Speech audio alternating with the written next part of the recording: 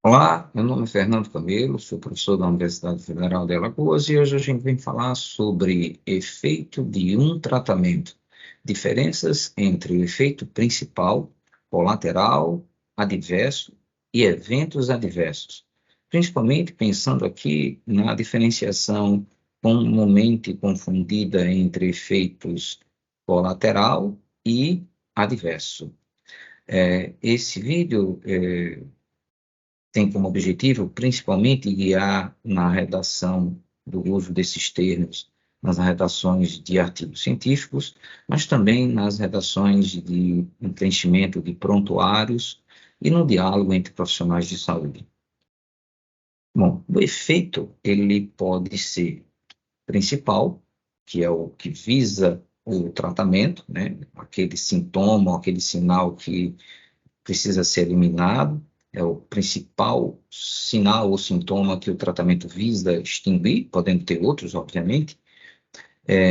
O efeito colateral ou secundário é um efeito do medicamento, já esperado, né, e que pode ser favorável ou não, a depender do caso, né? O mesmo medicamento pode tratar mais de uma enfermidade. Então, a depender do caso, a depender do paciente, ele pode ser favorável ou não. E o efeito adverso, ele é sempre, digamos, indesejado, né? Apesar de poder ser previsível, né? E dentro dessa previsibilidade, ele vai ser entendido, mas não é nunca, digamos, bom que ele apareça. Pode ser mais leve, pode ser mais pesado, mas nunca é bom. Vamos lá. O efeito principal. O efeito principal, ele pode ser eficaz. A gente está pensando aqui no tratamento de uma pessoa. A gente usaria efetivo se a gente pensasse numa coletividade. A gente falou isso, diferenciou efetivo, eficaz e eficiente, por exemplo, em outro vídeo que vocês podem consultar no nosso canal. Então, o termo eficaz seria assim: o medicamento resolveu o problema, mas pode também ser ineficaz, ou seja, não resolveu o problema. A eficácia, ela pode ser total, isso obviamente é um caso, né, favorável, é um sucesso, mas também pode ser parcial. Essa parcialidade, ela pode indicar ineficácia, a depender do caso. Bom, por exemplo, uma pessoa que tem febre de 41 graus, toma uma medicação, baixa para 39, continua com febre alta. Uma pessoa está com muita dor, toma um analgésico, a dor diminui, mas ainda está com dor. A pressão está alta, reduziu, mas ainda está a pressão alterada, correndo riscos por conta disso. Então, assim, o efeito parcial pode indicar ineficácia, ainda que tenha ocorrido o efeito. Bom, o efeito colateral ou efeito secundário, ele pode ser desfavorável, a depender do caso, como eu falei no começo, pode ser ausente ou não percebido pelo paciente, sintomatologia inexistente, né, assintomática, e pode ser favorável, né, dando um ganho de eficácia, né, além do efeito principal, ter outras sintomatologias que ele também resolva naquele mesmo problema do paciente. Os efeitos adversos, eles podem ser percebidos, e esses efeitos podem ser mais graves ou menos graves, né? E ele pode ser ausente ou assintomático. Não quer dizer que seja assintomático, porque não tem importância. Por exemplo, tomar uma medicação e causar uma pequena alteração na microbiota intestinal. Isso pode gerar uma alteração que pode levar a alterações intestinais, desde a absorção de nutrientes, como lesões da mucosa do intestino, até mesmo diarreias. Mas aí a diarreia, por exemplo, já seria um caso percebido, né? Mas, assim, só para entender que dependendo do nível do efeito adverso, ele pode ser também não notado pelo paciente. O evento adverso, ele pode ter uma relação de está sendo causado pela medicação, como também pode não estar sendo causado pela medicação, mas o evento acontecer e, por causa da medicação, levar a danos adicionais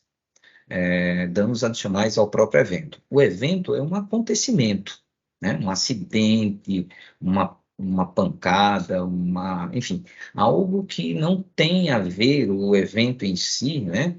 Com o efeito do tratamento, apesar, por exemplo, do medicamento poder ter contribuído para que o evento acontecesse, né? Então, essas situações podem estar ali misturadas, causando ou ajudando a causar o evento, ou complicando, né, as consequências daquele evento ter acontecido, ou as duas coisas juntas. Muito bem, então, dando alguns exemplos, isso obviamente a gente não tem condições aqui nesse vídeo de falar de todas as medicações, mas vamos dar alguns exemplos. A dipirona, por exemplo. A dipirona, ela pode servir para o tratamento de febre, diagnóstico febre, por conta de uma gripe, por exemplo. Então, se o objetivo é acabar com a febre, da dipirona, o efeito principal antitérmico. O efeito colateral é um ganho favorável. Ele também é analgésico. Se houver dor, ele pode diminuir a dor, ainda que o objetivo seja reduzir a febre principal. O efeito adverso, a pessoa pode ser alérgica, pode causar uma gastrite medicamentosa, por exemplo, uso contínuo, até mesmo hepatites medicamentosas, mas efeitos adversos, isso nunca é desejado.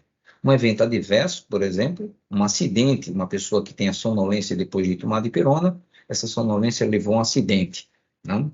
Aquela desatenção e sofreu um acidente. Isso é um evento adverso.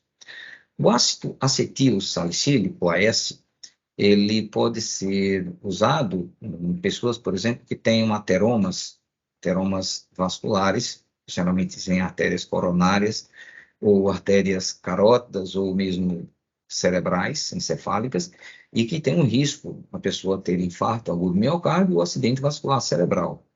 A aspirina, nesse caso, é dada como um dos medicamentos, obviamente, raramente é só ela, vai ser o efeito principal, para esse caso, o efeito antiagregante plaquetário, que é um dos efeitos que a aspirina pode propiciar.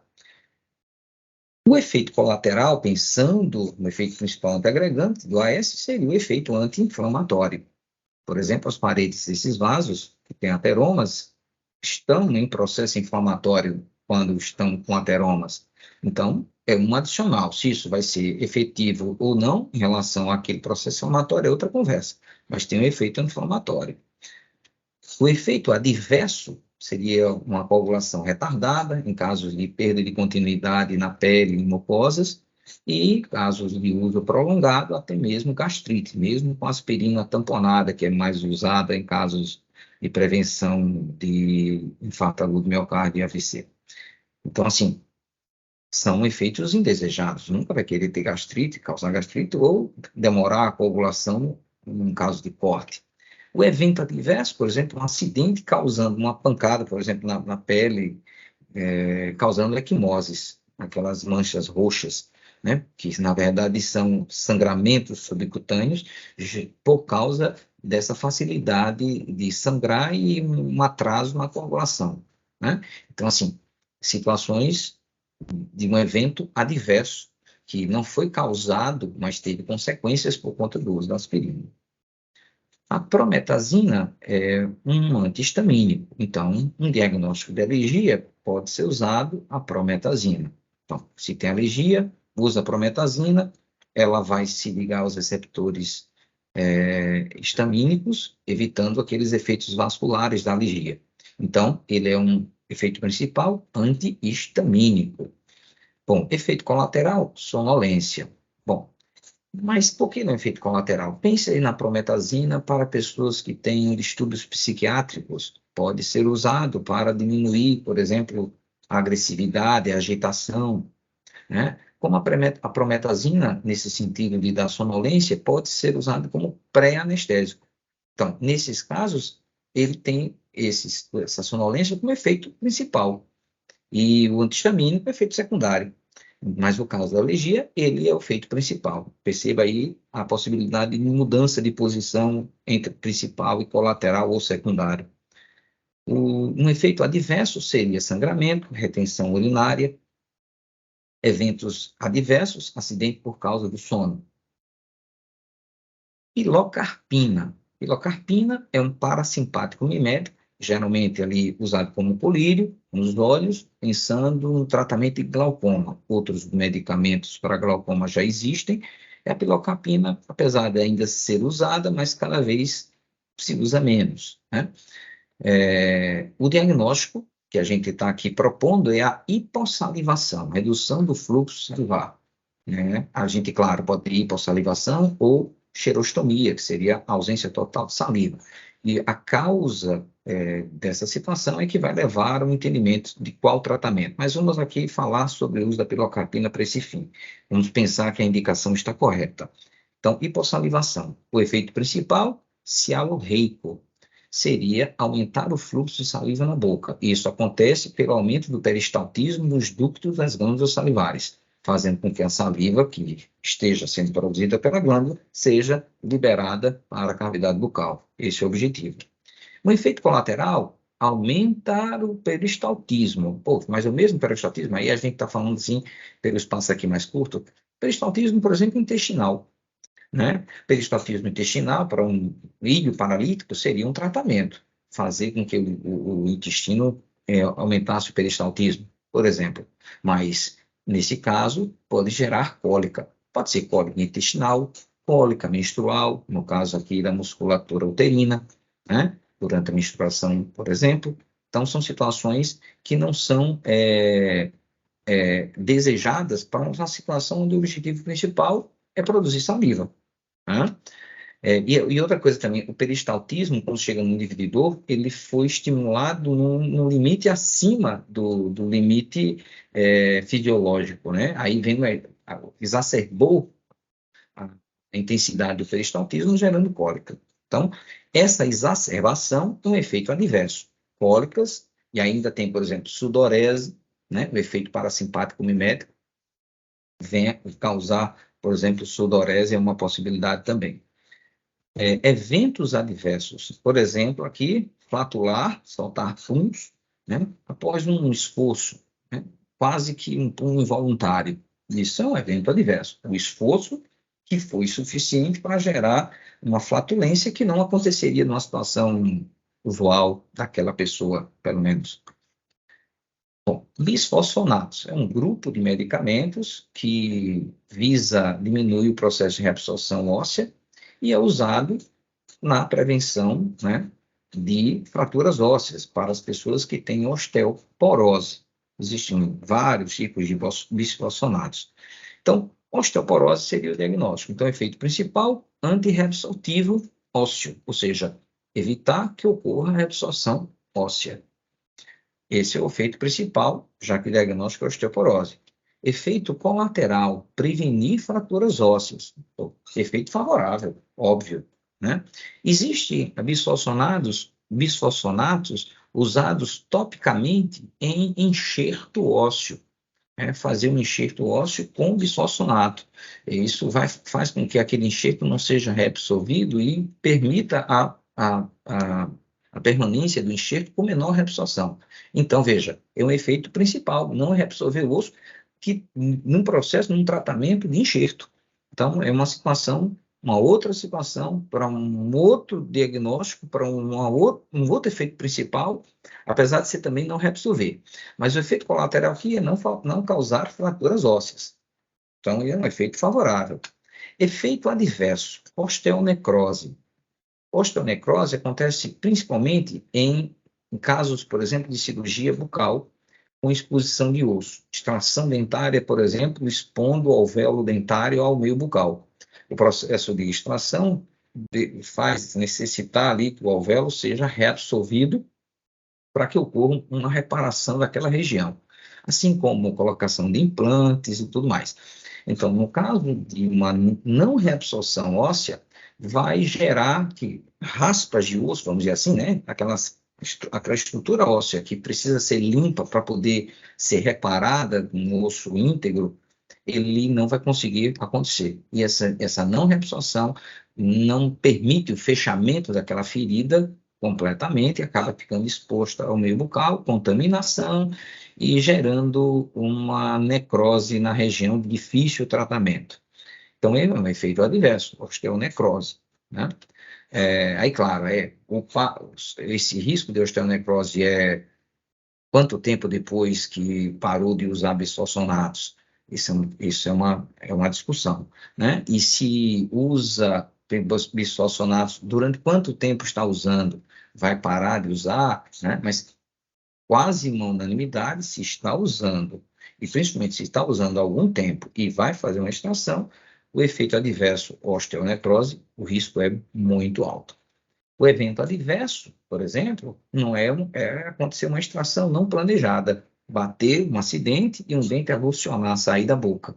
E a pessoa, enquanto isso, por exemplo, está fazendo uso de bisfosfonatos. Aí, né, fica mais difícil controlar. O risco de osteonecrose é muito alto.